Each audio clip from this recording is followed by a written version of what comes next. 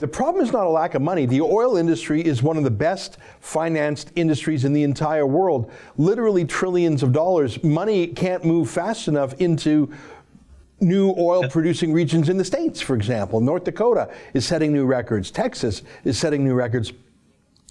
The oil patch never asked for money. Enbridge pipelines, Kinder Morgan pipelines, TransCanada pipelines, they weren't short of money. They had all the money. They just needed the government to stop blocking them. And this fraction of government money doesn't solve the actual problem, which is they're not allowed to build. And that's exactly what's going on here. So you have to assume that the Liberals announced this $1.6 billion today for political purposes, not for economic purposes. There's no way. I mean, what the oil patch wants that's different from a lot of other businesses who were happy to be bailed out. What the oil patch wants is simply for government to get out of its way. Yeah. I mean, it would be nice if the federal government used its constitutional might to help Trans Mountain get built. It has control over interprovincial trade, so it could exercise some authority. In fact, last April, when Justin Trudeau met in his office on Parliament Hill with John Horgan, the BC Premier, and Rachel Notley, the Alberta Premier, he said, I will have Parliament pass a bill this spring, so before June of 2018, he was going to have Parliament pass a bill asserting Ottawa's constitutional authority over the pipeline.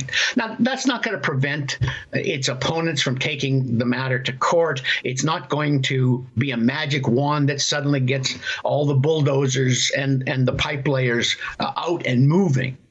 But it is something that sends a signal to opponents, to courts, to investors that Ottawa is serious about this. The absence of that kind of motion in Parliament sends a very opposite signal. Yeah. And so, there you have Trudeau saying that, he wants to phase out oil and not following through on the constitutional side with Trans Mountain. So what are people supposed to, you say, oh, well, please give us $7 billion to build a pipeline. Yeah. What do you think people are going to say? Well, you've got a prime minister that's probably going to stand in the way of that. No, we're not going to give you $7 billion. So not only is it North Dakota and Utah and New Mexico and Colorado and Oklahoma and Texas in the United States that are going ahead with oil, but it's all sorts of countries around the world.